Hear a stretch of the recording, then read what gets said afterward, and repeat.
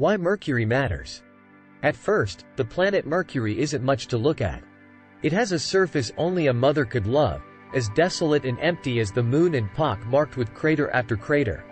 But this planet has a secret, which has folks wanting to know more. Mercury is the smallest of the 4 inner rocky worlds of the solar system, not even half the width of the Earth. And it's mostly just a big ball of rock. So why did NASA send the Mariner 10 probe to the planet in 1974? And the Messenger spacecraft a decade ago? And why did the Japanese and European space agencies join forces to develop Bepi Colombo, a 2-craft space probe that will reach the planet in 2025? Because Mercury has a secret. Yes, by all accounts Mercury is a dead world. You can tell that by its craters. Worlds capable of active resurfacing, like from plate tectonics or weathering, will eventually erase their scars.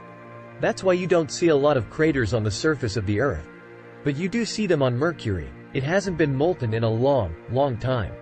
The temperatures on Mercury are extreme.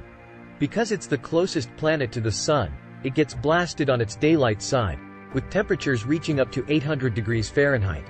But on the night side, away from the Sun's persistent glare, the temperatures can plummet down to minus 280 degrees. In fact, there may even be water ice on the surface. Some craters are deep enough that they remain in permanent shadow, even in the daytime, and without much atmosphere to speak of, they stay cool enough all day long.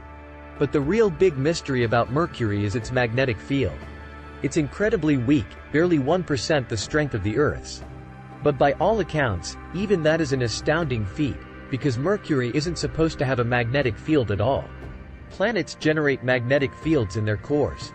Those cores typically contain the heaviest elements of a planet, like iron and nickel. If the cores are hot enough to be molten, then those metals will melt. As the planet spins, that molten core swishes around, which is exactly the conditions you need to power up a magnetic field. But Mercury doesn't have much of a molten core. It's so small that its inner core has completely cooled off by now and is now rock solid. It still maintains a little bit of a liquid outer core, however, but it's not exactly big.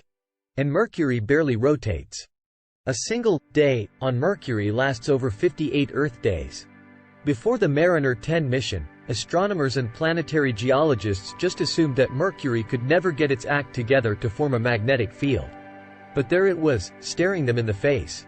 Hence Messenger and Bepi Colombo, both designed to try to understand the origins of this mysterious magnetic field. Please like, share and subscribe our channel.